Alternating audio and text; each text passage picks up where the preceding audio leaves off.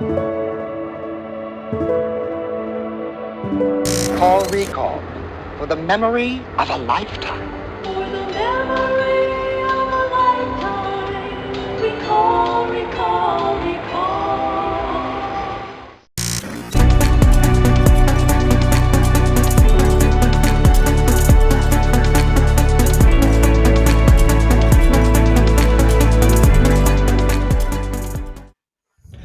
Hello and welcome to Seismic Cinema, and we believe in the power of escapism.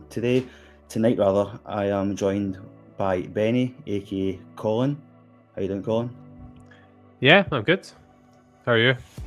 Yeah, I'm good. And I am one of the co-hosts, Hank, aka James. You are the host tonight. Aye, well, I'll do my best, mate. You can keep me right as I go along. Okay. No worries. Cheers.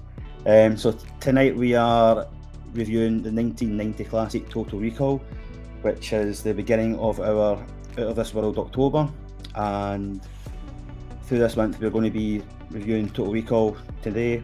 Next week we are doing the season finale, or the season overview of Ahsoka. Yeah. Yep, and Starship Troopers thereafter.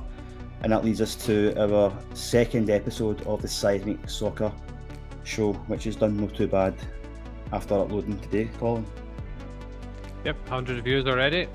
Not bad. Long may it continue. Okay, so I'm just going to do a wee bit of housekeeping first of all, and just make sure that you follow us on Facebook, Twitter, Instagram, Threads, and TikTok. I've never used TikTok, Colin, so who's in control of that? Paul's in charge of that. I don't use that either. Oh, that's just too cool for me, I think. There's a meme I saw on Facebook. It was people who don't use TikTok think they have a PhD in maturity. Oh well, that's definitely not me then. So we're up to 109 subscribers now on YouTube, so that's great. So keep it going, and you can also see us on what's Spotify for podcasters, Colin. Well, there's Spotify's for podcasters, like the hosting platform, so you can listen to it on there. But you've also got regular Spotify as well, and all the other locations. Yep. And basically, you and Paul have got fancy microphones. I need to get myself one of them, man. They're not too bad, price wise. So if you want to get me a fancy microphone, people, then buy us a coffee, and you can get us at buy me a coffee page. Is it / Seismic Cinema? I would say so, yeah. All donations welcome. We've got a historical total of £10. Well, we can make it more than that, mate. You can do it. Right, okay, so as I said at the start, we are reviewing the 1990 classic Total Recall, and this is up there with one of my favourite films of all time. And it's just absolutely, in terms of CGI and things, I don't want to give it away too much just now, but it's an absolute classic. I know, Colin, you have just seen this film. Okay, but we'll go into that in a wee minute or two. But I just wanted to start talking about the seismic statements and some trivia. Okay, so I don't know if you noticed, Colin, but Arnold Schwarzenegger, Quaid, or Hauser, depending on who you're or what timeline you're going down, took a fair few beatings in this film. Right. Aye, and so much so that he had bit too many. Bit too many. But Arnie can take it. But it turned out that he had to have protection down in the nether regions because he got a lot of booting in the downstairs, shall we say. So he had to get some protection. Intentional or otherwise. Aye, that's it. The director of this film, his name is Paul Verhoeven, also directed RoboCop as well. Okay. Now, have you seen RoboCop, Colin? Back in the 90s, yeah, not in a long time. Aye. It's a great movie as well. But so he's directed RoboCop as well. I did have them all written down, but I've left it at work. Another one said that Sharon Stone was that hard of working in the film that Arnold Schwarzenegger called her the female Terminator. So that's a few side states. There's a lot more there, but I don't think there's quite a lot actually. But we can maybe come across more as we go into the film. I'm sure once you find them at work, you could post them on Twitter. We could do that. We'll share them out. I don't know why I left them at work. I was actually doing work. I wasn't doing for the podcast. on your lunch break. Well, that's that. On my lunch break. That's exactly what it was.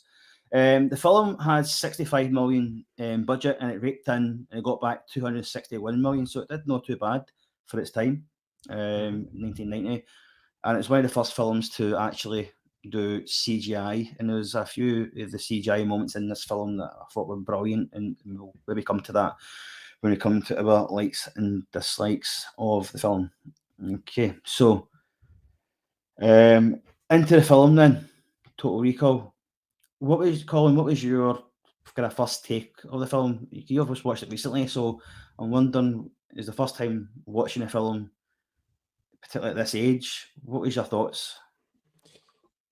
So it's like a title of a film I'd heard of.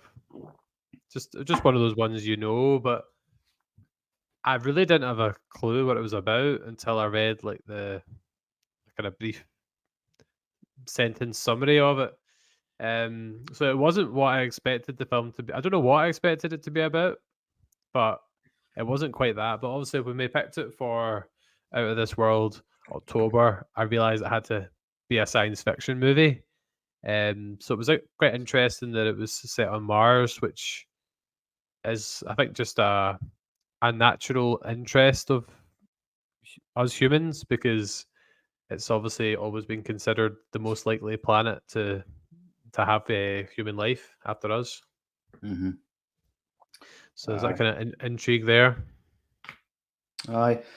Like I seen this like when I was younger, so I can't remember what age I was, to be honest with you, but it always fascinated me. Even though I think when I was younger, I didn't really know what was going on. Do you know what I mean? It was like, it was colourful and all the rest of it. But as you get older, you watch it more and more, you start to kind of get understanding of what the film's about. There's actually a remake as well, the 2012 remake, starring Colin Farrell, of this film, and I've never seen it, and I don't plan to see it. I've discussed before, I've never really been one for remakes anyway. And this film falls into the bracket for me that it shouldn't be remade. It's perfect the way it is. I'm not saying it's perfect, but it's just perfect the way it is. This film is actually based in a book, science fiction book. The science fiction writer Philip K. Dick wrote this book. It wasn't called Total Recall, however, it was called We Can Remember It For You Wholesale. What's it called? I'm gonna put it in my basket. Yeah, it's called We Can Remember It For You Wholesale. That's a long title. Aye. We can remember it for you wholesale. That's the name of the book. That's the name of the book. Philip K. Dick. Yep. £5.67. I'll put it in my Amazon basket. There you go. Also, that could have been an affiliate sale for you there, James. He also wrote books. I don't know the names of these ones. We need to go dig into it. But he wrote the book. Now you've seen Blade Runner, I assume. I haven't actually seen Blade Runner. Right, so I know of it because quite often there's been quite a lot of like Star Wars episodes that have been likened to Blade Runner, the kind of underground, like Coruscant scenes. And there's your Star Wars reference in already. There you go. Nice. So he wrote I don't think it's called Blade Runner. I think it's something about Dream Electric Sheep or something. I can't remember off the top of my head what that book's called. But I've never read the books, so I couldn't tell you. But maybe I think it's possibly based in the same universe as Total Recall. And he wrote the book Minority Report. Heard of Steven that, Spielberg, Tom Cruise. So they're all books that were written by Philip K. Dick. Okay. That'd be a good box set to get them, wouldn't it? Oh, aye. It's so add them to your basket, man. So they were the people Philip K. Dick who wrote the book. So Aye. So, like I say, this film is. I watched it when I was younger. It's definitely got more than one of my favourite films of all time. And Arnold Schwarzenegger in general is just action films during that time were brilliant. Obviously, Commando and Terminator and all that landed before this.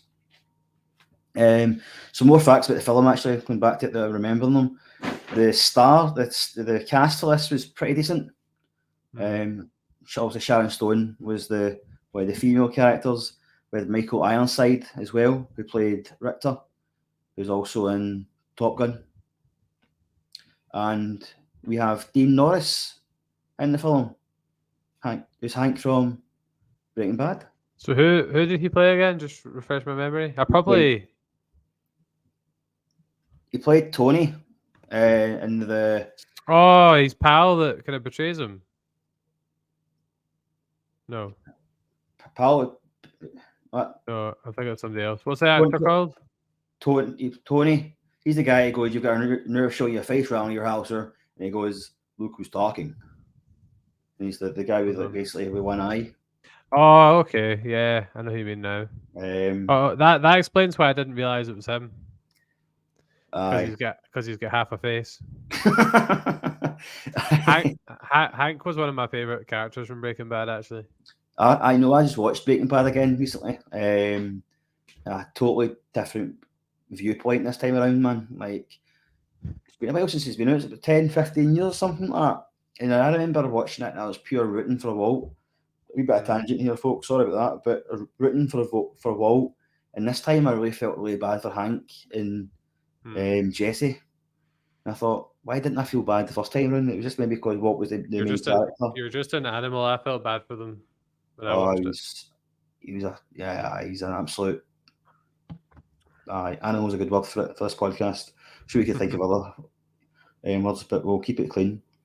So the film was really, really good. Loved it.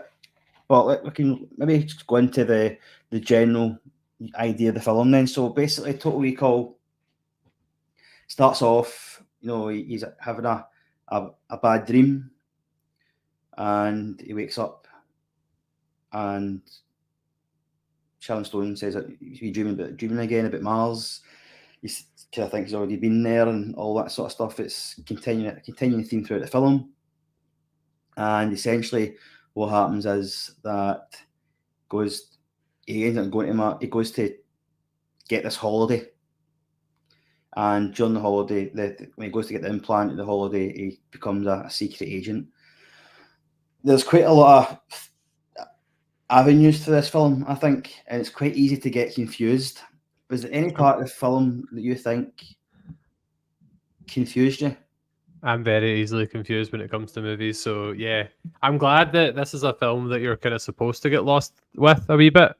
Aye. Because the kind of uncertainty about what's actually happening. So yeah, I had a wee bit.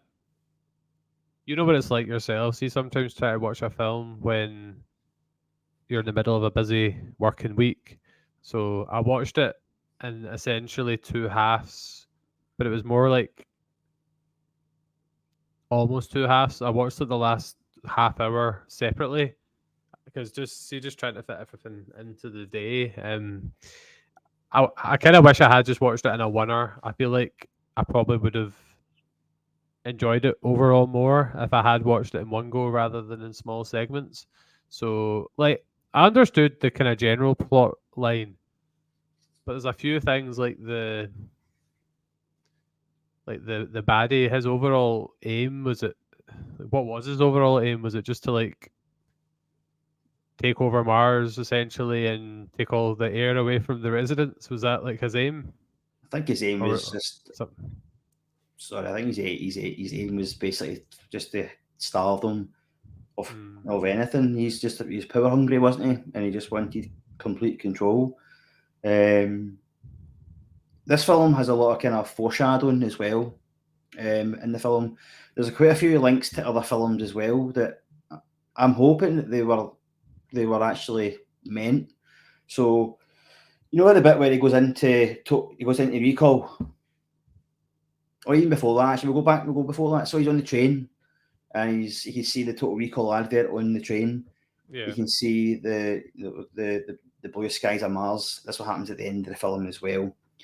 He goes into recall, and the guy, before he goes and meets the guy, Bob McLean, his name is, you can see that he's going to a computer screen that is the same computer screen as Die Hard when he looks up in the Nakatomi building and he's looking for McLean, but it's his wife's name, Gennaro. It's the same computer. All right. Okay. All right. Also, Harry, who plays his best pal in the film, who works in the construction site with him. That's the guy that betrayed him. That's the guy. So that's Harry. Yeah. He's actually in Die Hard as well. He's the cop. I recognized him. So he's the cop in Die Hard as well. He's the kind of the brother of the cop. Are they in the same universe, do you think? Well, maybe, I don't know. Who knows, man? Maybe Total Recall happened way Shameless plug. I think we reviewed Die Hard 1 and 2, did we not? Last year? Before my time. I think we did. That's one of the Christmas movies you maybe did last year. I'm sure we did Die Hard 1 and 2. I should probably know because I was part of it. But Die Hard 1 and 2 are definitely Christmas films. Die Hard 3 I'm sure I'll tell you for certain. Where's Christmas time? Yeah, we did Die Hard 1 and 2. Yeah. There we go. So check them out. That was the first time you've seen Die Hard as well, wasn't it? Yep. This podcast has been my journey to enlightenment. There you go, mate. Aye, so Harry is his best pal. He played the cop in Die Hard. And for any Friends lovers out there, Harry also played Joey Tribbiani's brother in Friends. Oh. Other link to Die Hard. It's a weird one. You know, not the main bad guy, but the next one down. That's kind of married to the... I thought he looked a bit like Jack Nicholson in a weird way. Michael Ironside, he's the guy that's in Top Gun. I actually googled he's in Robocop as well. If Jack Nicholson was in this, because do you think there's quite a similarity facially? But he's kind of bald in that. Kind of, do you know what I mean? I can see it a wee bit. But Michael also, we did review The Shining. That was our first non-Star Wars review. Yeah, check that out as well, man. That's a good. I actually listened to that one. It's actually quite good. So back to the Die Hard reference, Colin. Another one is that the guy's name is Bob McLean, John McLean, spelt the same way as well as him. So that's the kind of Die Hard references. What is the look then? Is it just the fact that action movies or like? I don't know if it's even meant, man. It's just that way that I noticed that, and I'm like, wow, that's. I know when I noticed the guy's name McLean, I'm going that's odd. Because I've never seen McLean spelled that way. The only first time I've seen McLean spelled that way was John McLean. I went in, looked at it, and that's when I seen the Die Hard screen with the computer screen the same. And Harry from Die Hard is just I imagine a coincidence. I'm hoping the others aren't, but hey ho. So in Recall, I'm talking about foreshadowing here. So the first element of foreshadowing from the Total Recall film. And you can tell me what you think about this. That Bob actually foreshadows the rest of the film. He talks about lost luggage, lousy taxi drivers on Mars, and he also says as well, crooked taxi drivers. He says, i.e., Benny, and lousy weather. And he goes on to say, I won't spoil it for you, Doug, but you get the girl, he killed the bad guys, and he saved the entire planet, and that's what he ended up doing. So he did spoil it anyway from him. That's very hot fuzz like. So I found that funny as well. Do you think this is one that obviously I mentioned that I watched it in segments? Do you think this is one that'll be a good rewatch for me?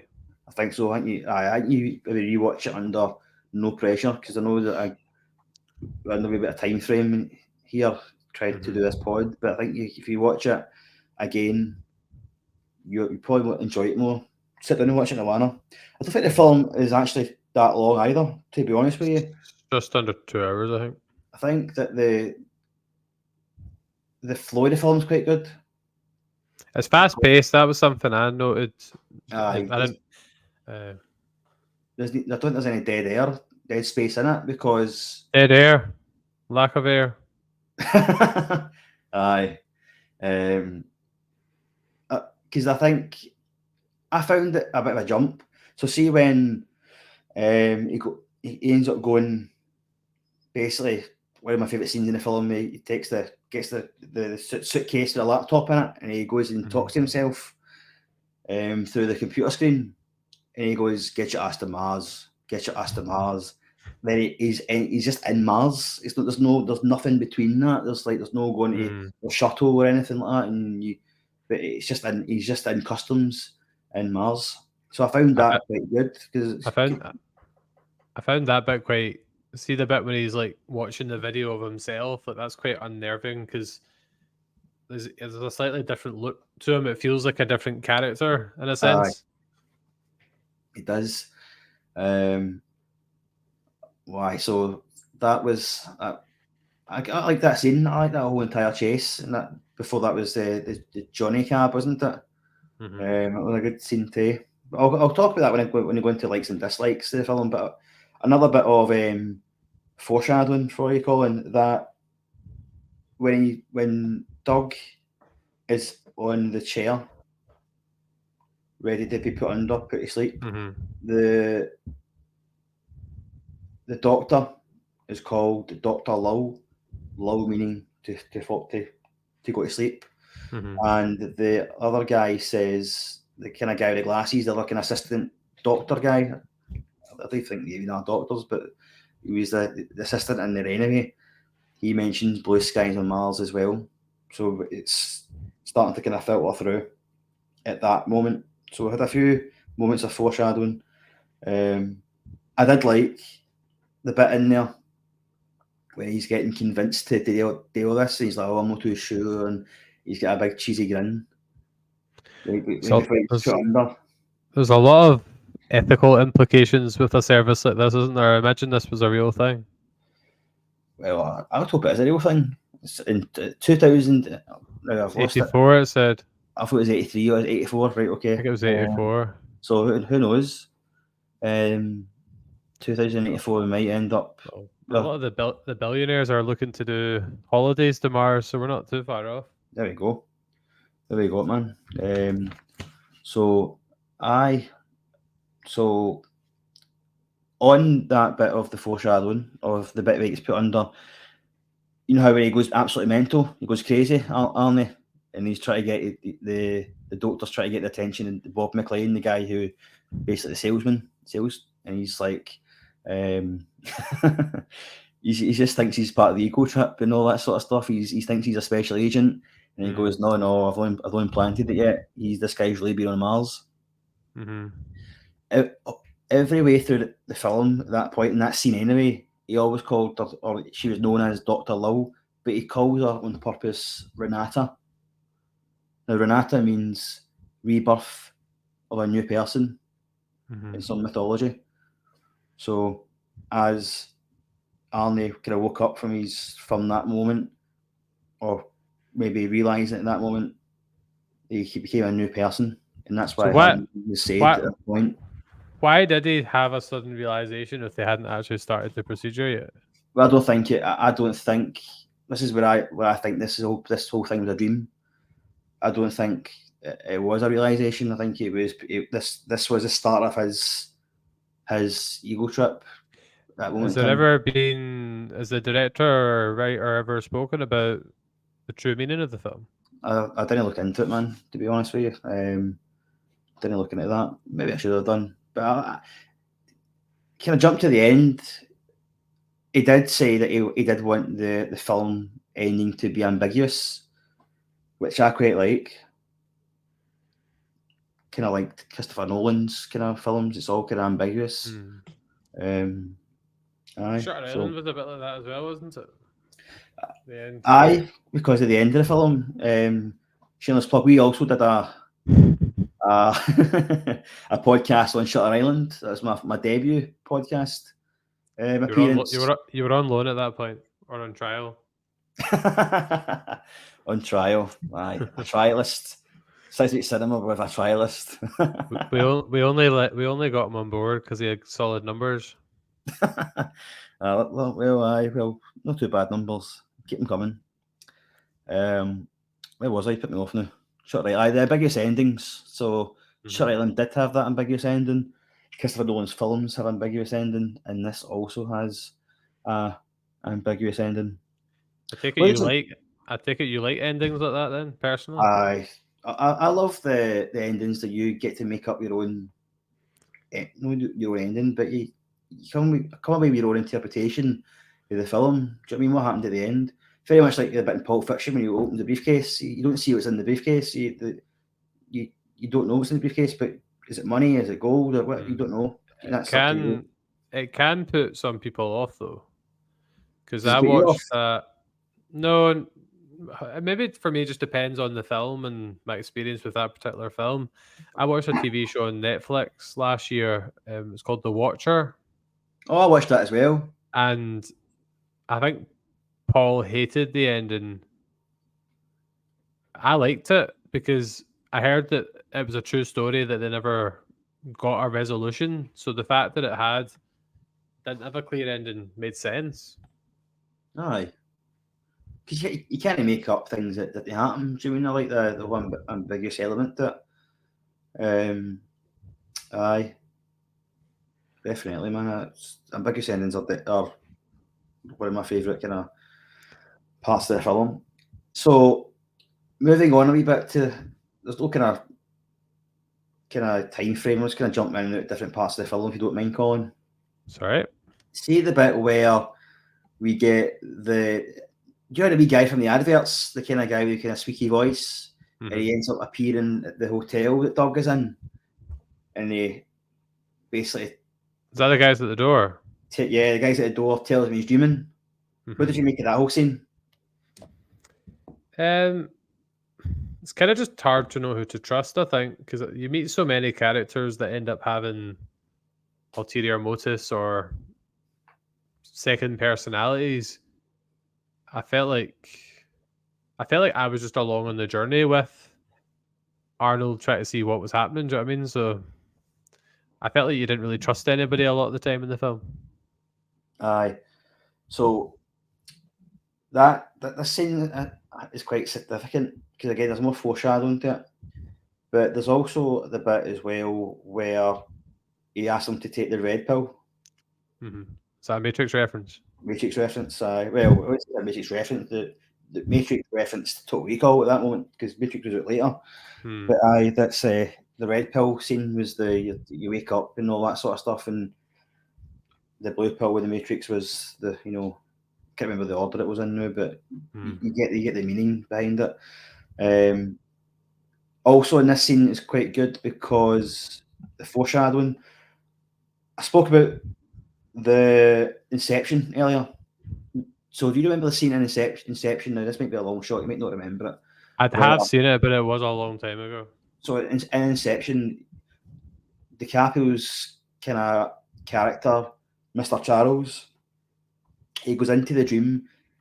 This is like the first layer of the dream in Inception. I think it was. It's the second layer. I can't remember now. But there's a section in that where he tells the character, I can't remember who plays him now in Inception. It'll come to me. But he tells me he's dreaming. So the purpose of his character is that he's dreaming. Aye. Very much like this character here, Dr. Edgemore. So he's telling him he's dreaming in order to try and wake him up. So that's like a reference to Mr. Charles in Inception. It's that scene in Inception where there's quite a lot of memes about it. So it's got DiCaprio and the guy from Peaky Blinders. He's also he's a lead in Oppenheimer. I can't remember his name now. Cillian Murphy. Cillian Murphy, aye. So him. Aye. So he's in that scene, and it's like he's telling me he's dreaming. So it's quite a wee bit like Dr. Edgemore. Yeah. So aye, and there's foreshadowing there as well because Dr. Edgemore tells him that the walls of reality will come crashing down. That's what happens next after that scene. and starts talking about the alien artifacts and things like that. So everything he says at that moment in time all comes true. So again, that's another piece of foreshadowing during the film. It's interesting that we don't actually see any proper Martians. It's more just humans that have developed some kind of mutation. I mean, there's obviously proof of alien life, isn't there? Because of the alien artifacts left in the mountain. It's in the background. That's always in the background as well. We can always see that. So that's playing in the mind, but no one ever references it until he gets to that moment in time. And back, by the way, just so I'm back at this Dr. Edgemore in the hotel room. See when he's talking to him, Alan Schwarzenegger's talking to this doctor. You can see the mirrors. Either like you can see them, you can see the mirror. If you look in the mirror, he's not talking to anybody. There's no one actually there. All right. So that maybe hints towards that it is a dream. It's all he said, or it could be a continuity error. I don't know, but that might hint towards it's a dream. Okay, can we start talking about then what you liked about the film? What was the kind of the main things that you liked in the film? I thought there was quite memorable characters, like obviously Benny that I mentioned, that he's got five kids to feed, and then it's later on it's 4 kids to feed, and I think it was. No, I actually thought there would be something off about him because he was so like happy-go-lucky, but I was quite surprised when he pulled out the alien limb. So that was quite a good bit. One bit I know we're saying things I did like, but one that I can't see when I can't remember what it's called, the wee baby alien poking out the guy's belly, man. That's disgusting. Oh man, see, I was out. I struggle to watch that when I'm eating. Really? Great. Open your mind. It's just no, man. It's just creepy, man. When I was at uni, doing my computing degree, we went out to Glasgow Uni for Halloween.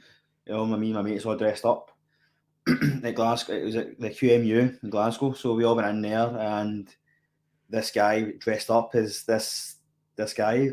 So it's like he had the costume, he had the wee guy and everything, man. And Quato. So I had him. It was like the makeup and like everything was done. It was amazing. I've got the picture somewhere, man. I want to try and find it and send it to you. I was like, wow.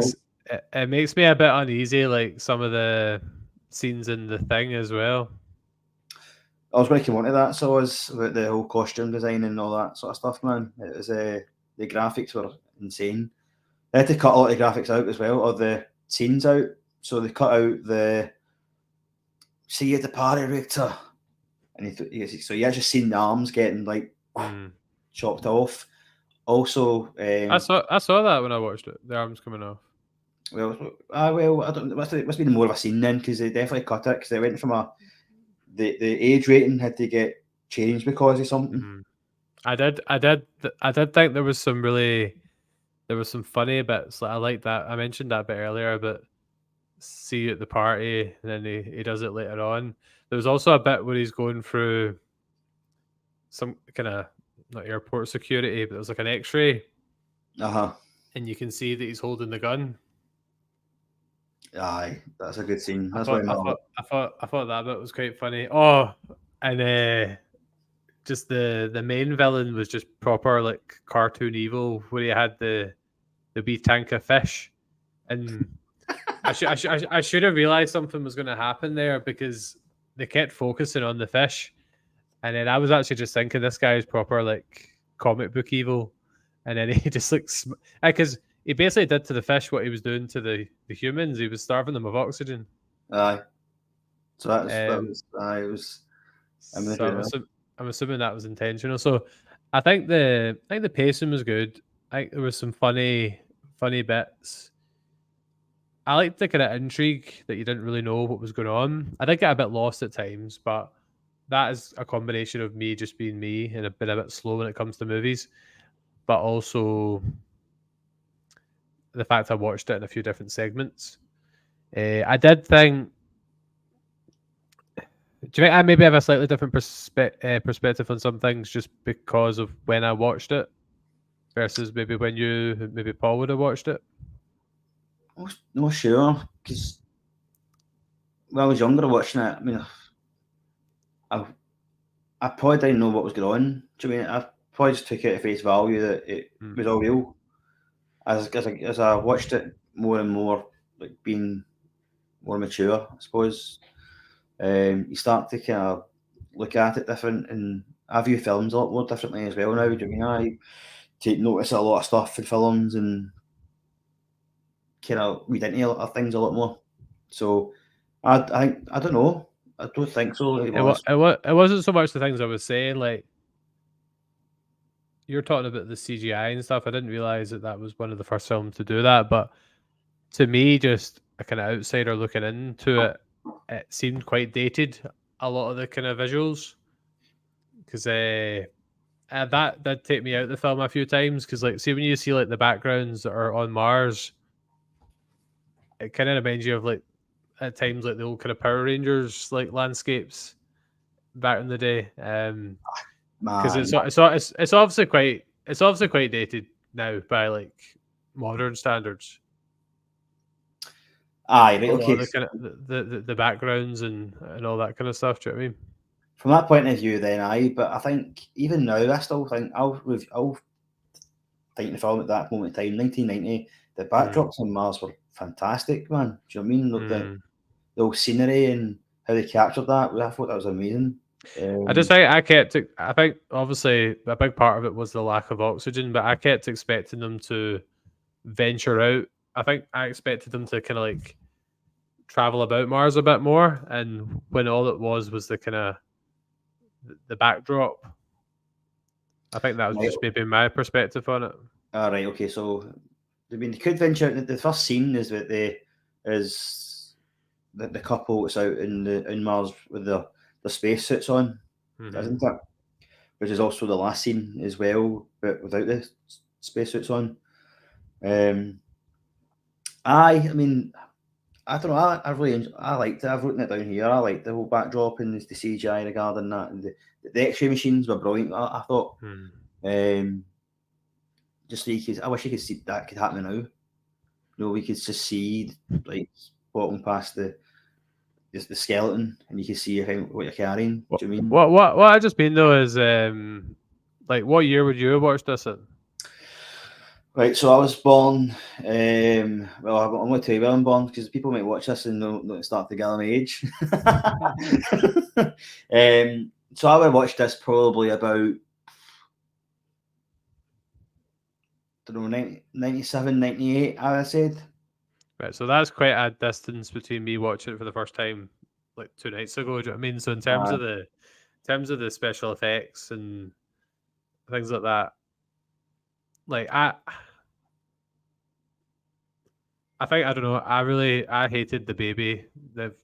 What's the character called again? Sorry, Quattro. That just freaked me out, man. Aye, he's the leader. That was his intention, and see when the eyes are popping out the heads and stuff like that's quite horrifying as well. Oh man, that's one thing I can't start. That one thing gives you the fear, man. See the eyes popping out the heads. It reminds me a bit of Indiana Jones. Aye, the first one with the Germans. Aye, no, I just hate eyes. Like, I don't like people touching eyes or anything along those lines, man. So when you see the eyes popping out the skulls, that just that freaks me out. So I kind of turn away at that point because that happens quite frequently. It happens at the start of the film because they're what's called, by the way, I looked this up, when they can't breathe, it's called explosive decompression. So that's what happens when you're exposed to the Mars atmosphere. You can't breathe and eyes are popping out the skull. So I just don't like that at all, man. and it happens at the end. So it happens quite a few times. One of my dislikes, I've got quite a few dislikes actually with the film. I've got a lot more likes, but we'll try and balance it out a wee bit more for dislikes. Is that they've got this entire planet you can't venture out on, and they have it surrounded with glass that can be easily penetrable. So if you can shoot the glass, then you're for it, I'd say. You know, and there's a few times where Michael Ironside tries to shoot Arnie, and it's like, geez, he's no caring, man. He's just shooting Arnie, he's hitting off all the metal bits of the structure, and then he shoots the glass, and that's the aim I did, kind of thing. So I didn't really understand that point of view. I know maybe perhaps because of the scenery outside, if it didn't have the glass, you would have seen the scenery. But it just seems daft to have this structure made of glass where one crack and you're dead type thing. So what do you think about that whole thing made of glass? You're on mute. Sorry, I was eating a grape. I didn't really think that deeply about it. You and Paul think a lot more deeply about wee details like that. Paul's forever coming out with wee things like that. It was obviously for plot convenience. Do you know what I mean? When the kind of weather situations at the end, and as you said, you wouldn't be able to see it. You covered it. I'd say you wouldn't be able to see outside, so it would take away a lot of the imagery. That's it. One of my likes, or my other dislike rather, sorry. Well, it's kind of like and a dislike. So I like the fact that you used the hologram. Yeah, I was a bit confused about that at first.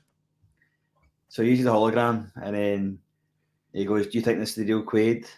It is, and he shoots them all. But before that, he used the hologram, and the guys, the baddies, were shooting the hologram.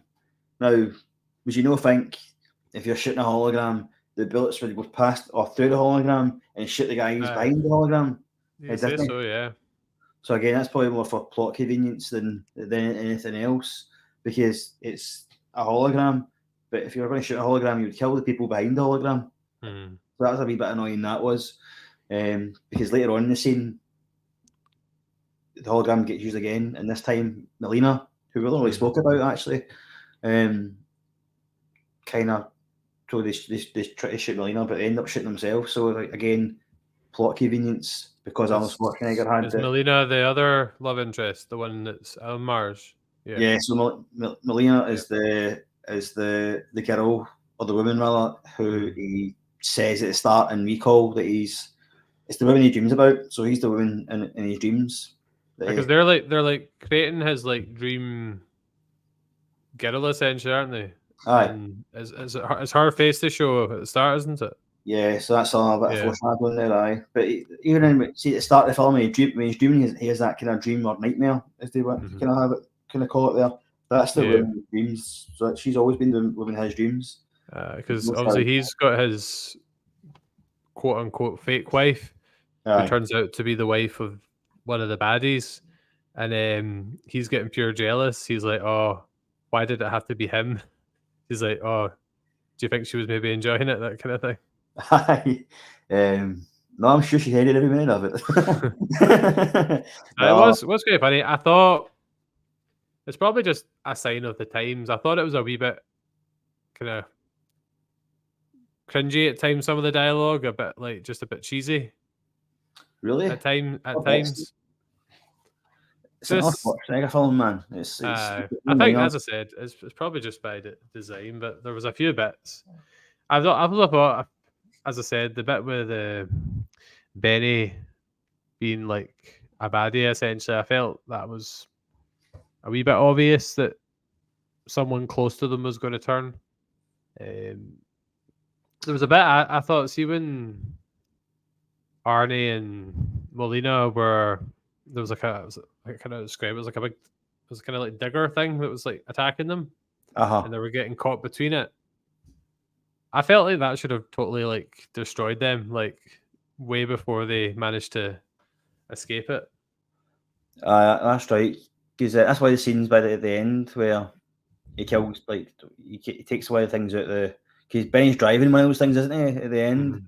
And then Arnold Schwarzenegger gets the kind of tool that, because his job as a construction worker, so he's used to using these sort of tools. That scene that he kills Benny was meant to have been a lot more gorier, but they had to cut it. So you just see him like shoving the drill into Benny's chest. And what does he say when he does it? What does Arnold Schwarzenegger say when he kills Benny? Can't remember. Screw you! It's another Arnold Schwarzenegger classic line. My favorite Arnold movie is still Jingle All the Way. Aye, that's the favourite one. No, it's my favourite Christmas film. To be fair, It's my first memory of him. right? I Okay. would say. No Terminator I would 2. say. What Terminator? It's my. Stop implanting false memories in my mind. Jingle All the Way is like my first recollection of Arnold as a person. It's a shiny red ball. No, fair enough, man. We should do Jingle All the Way in December. You up for it? Aye, like it's a favourite Christmas film, man. I'd be up for that, definitely. What did you think of the taxi driver? No Benny taxi driver, but yeah, I'm glad you mentioned that. I quite like that.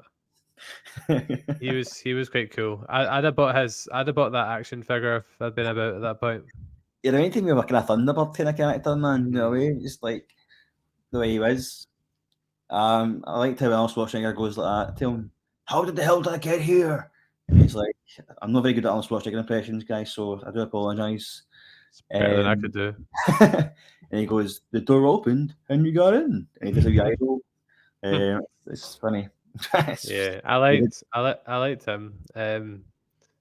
Just trying to think.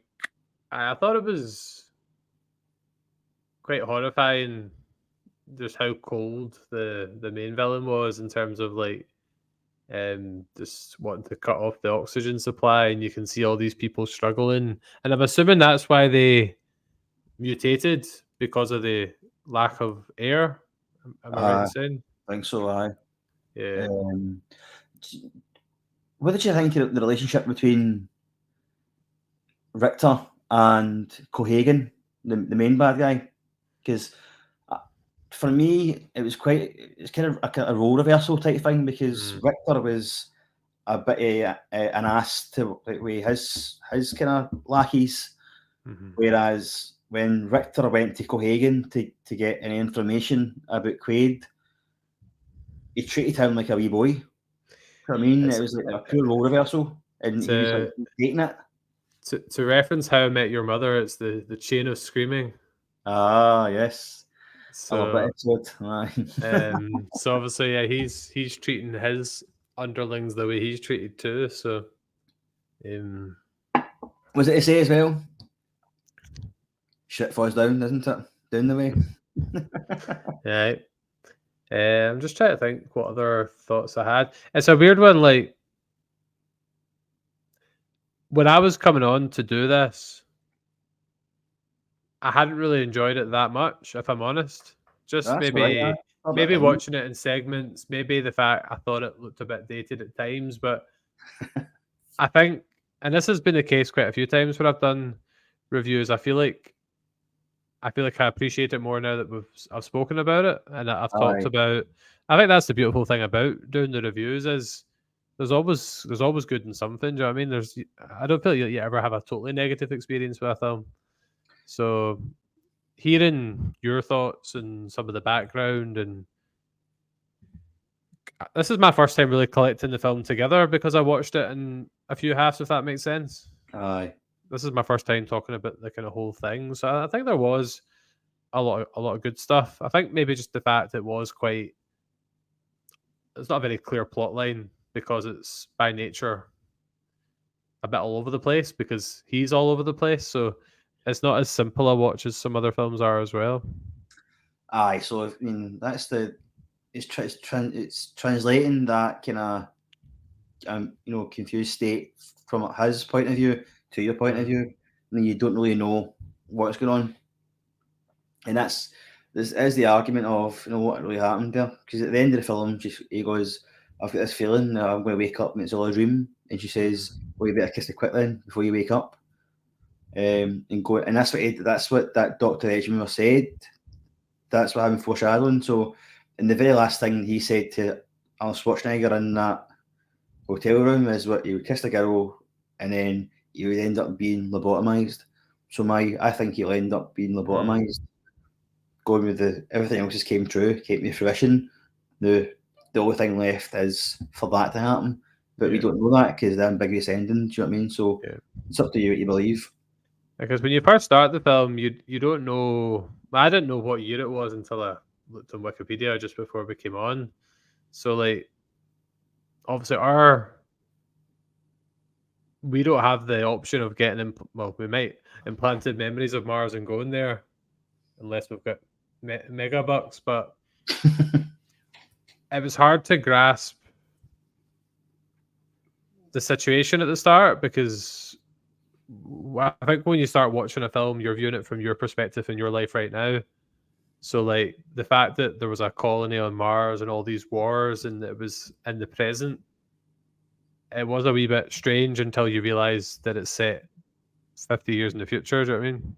Aye. 60 years in the future. No, definitely. It's quite good to hear different people's takes because I'm also biased towards this film.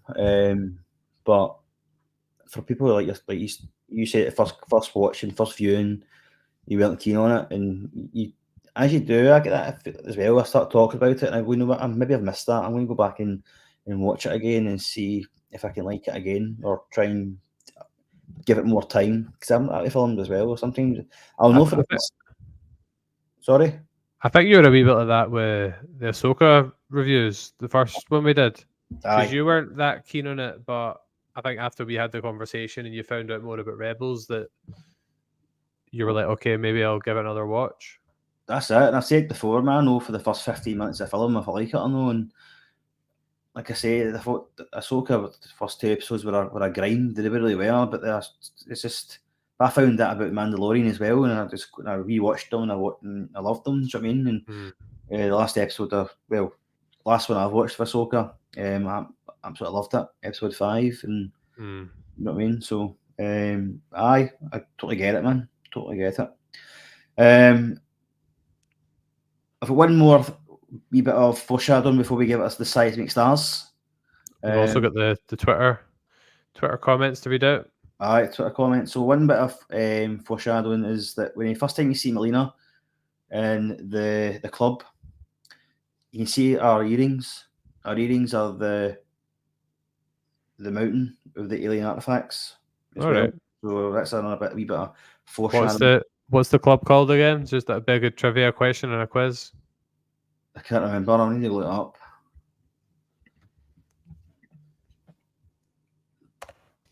He goes there twice, and Benny goes back to him. Oh man, you're starting early. It's called.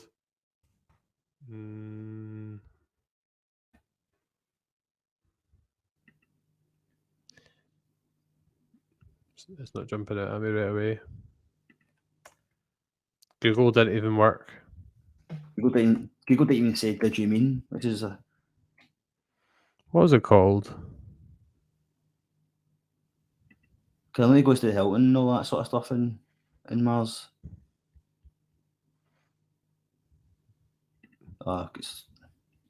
It's sitting somewhere at the back of my mind, but it could be a dream. I'm not sure.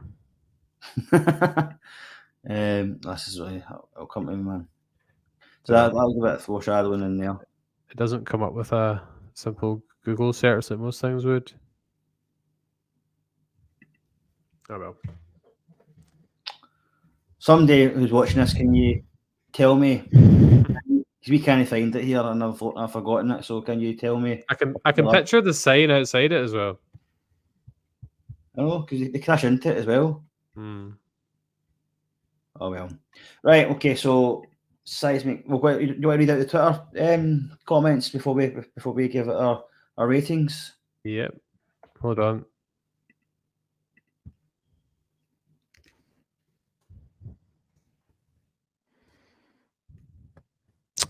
Still can't find it. Disappointing, Google. Okay, so I put usual couple of posts on Twitter. So the first time round, what order? So the first time round, I got a few replies. So the first one is from "We needed to know what you did." I'm assuming it says last summer. I can't actually see the full name of it on the screenshot. It said, "I love it, and the remake was a hate crime against cinema and should be fired into the sun. I may also have seen it on my birthday, which in turn ruined my birthday. Thanks, Wiseman." See, I'm never going to watch the remake, but I do know by reading that it's not even miles to go to. It's on Earth. I may watch it just to annoy you. And you're going to give it a better rating than this one. Damn. Did you watch the? I was thinking this earlier when we were talking about it. Did you watch the Thing remake sequel? Prequel? Prequel. Yeah, I watched the prequel when it came out in the pictures. I thought it was alright. I loved it. Because I think people, when it came out, or when it was coming out, people thought it was a remake. It wasn't a remake, it was a prequel. Yeah. So yeah, it was cool seeing all the stuff that happens later, like the prerequisite to it. So, Stu World Order, a collaborator of ours, we did a Halloween review back in the day. I just saw it for the first time within the last 3 years when I started working on a bunch of my movie blind spots. So Stu, me too. Easily as good as its reputation. So Stu like that. You'll need to meet Stu at one point. He's a cool guy. The Geeky Dad podcast, who we also collaborated with at one point, said still one of my favorite Arnold movies. And I did a second post just to get any additional thoughts. And the Sons and Shadows podcast said an absolutely fantastic movie that not enough people talk about. Also had a TV series in name only later to this day, as the closest thing to a Blade Runner TV series. And Dr. Damon, who is Haley McFarlane, the excellent author who me and Paul went to school with, said, "God, I love this film. The Running Man is also excellent." So that was the comments we had on Twitter, also known as X. I replied to Stu World Order actually, and said that I couldn't believe it was the first time he'd seen it. Running Man is class. Obviously I prefer it, but I read the book, The Running Man. It's a Stephen King book actually, as well. But it's not Stephen King's name; it's his pseudonym. So Richard Bachman, he did it as. It's actually quite good. I enjoyed it, and I found the name of the club, by the way, as you were doing the Twitter shouts. It's called The Last Resort. Yes. Just like this will be everybody's last resort for something to listen to on their commute. Aye, or they might go listen to some Last Resort Papa Roach on the way to work tomorrow as well. Who knows? But you found it, so aye. There we go, man. Okay. So thanks for everybody who was commenting on that. If you want to try, and we're going to put another post out about the next few episodes. So we're going to talk about Ahsoka and Starship Troopers. If you want to guest appear on that, then give us a message, drop us a DM or whatever, and we will get back to you. But we'd quite like to have different people on, Colin, wouldn't we? Yeah, it'd definitely be good to have people on for Ahsoka and for Starship Troopers. I think the soccer one, we'll just keep it in-house at the moment till we get going, and we want Gary to have his first appearance as well. So we'll probably keep that one as a closed book until we're a bit further into it. I think we've got a few people who might want to join us. I think there's a few folk Craig and Chris at What's the Script were. Yeah. I also listened to them. I think they were quite keen to guest an appearance. Got to keep the people wanting more. That's it, definitely. Recent things we did was the last month, Sport in September. So me and you did Space Jam, which was a lot of fun. We did Dodgeball with a Project Football podcast, who is wanting us to do a wee kind of video selection on different football positions and our favourite players and stuff. And we had I paired up with Casting Views for Karate Kid. So make sure you check these out. And our first Seismic Soccer episode. Cast and Views are doing some great Black Mirror reviews, going episode by episode. So they're definitely worth checking out. I love a good Black Mirror review, so I'll want to be checking Cast and Views out, definitely. Will we finish up by giving our seismic stars, Colin? Do you load it yet? Of Total Recall. Okay. So it's totally different to what when I came into it before the review, I was going to probably fall out with you, but on reflection, having looked at it, I think it might be different. But I'll let you go first this time. You're going to follow me because I gave you this film to watch and I put you through misery. Is that what it was? No, I know from experience, like I was scared to give the thing a view because Paul wouldn't accept anything under a 10. So, I know a few people who would give the thing a lower than 5 score. Trust me in that. No, I enjoyed it. It's a great film. I think about it relatively often. It's one that I think I'll go back to on a cold winter night. Right, I'll go first. Seismic Stars, I'm going to give it a 9.5. I'm going high in this one. And I watched it just again there. And it's a film I rewatch, I say, every year. And I particularly enjoyed it this time around because I was more into it because I was coming on here and, did a wee bit of trivia beforehand as well. So I actually enjoyed it a lot more than I did before. So I think on my IMDb, I've given it a 9. So I'm going 9.5 on the pod. So yeah, okay, Colin. So let me down then. I don't really feel qualified to do this because I must admit I'd rather give it a ranking having rewatched it in one go. But if you want just initial stock feelings right now, absolutely. I think like 6.5 would represent maybe where I am right now. But I think if I'd have watched it again and kind of known more what to expect, I think that could definitely rise into like the 7s kind of 8 category. But I don't have the nostalgia that you have for it. Well, that's it. We because of the time in terms of when I'm watching it. We had the same discussion, didn't we, with Space Jam about nostalgia and things, and you gave it a 9. And I mean, so I totally get that, man. 100%. Yeah, I think 6.5 is fair based on my experience of watching it this time round because it was quite fragmented. Even I watched the last 5 minutes just before we came on because I ran out of time this morning because I was watching the last half hour before my shower this morning. I tend to watch something in the morning. So I didn't even manage to get the last 5 minutes in this morning because I walk to work, so I've got a kind of time scale. So yeah, I think I'll get back to you in the future once I've actually watched it in one go. And before we do finish up, I wouldn't feel right if I didn't say this quote. But I do love the scene where he's in the customs, and he's in the women's suit, and he's the oh yeah. It's weird that we didn't talk about that. Aye, that's what I'm saying. I've totally glossed over it. So yeah, that's one of my favourite quotes, and it's one I say quite a lot. 2 weeks. That's me on holiday. We're on holiday for how long? 2 weeks. 2 weeks. You got to say it like that, man. Come on. 2 weeks. Aye. So okay. So thanks everyone for tuning in to the Total Recall review 1990. Just a shout out to say make sure you do follow us on Twitter, Facebook, Instagram, Threads and TikTok. And if you want me to have a groovy mic like Colin and Paul, then please ensure you buy me a coffee at buymeacoffee.com/seismic cinema. Okay. And we'll finish up there, Colin. Thanks very much, man, for watching the film. No worries. Taking time to Thanks for hosting and giving me a wee bit of a breather.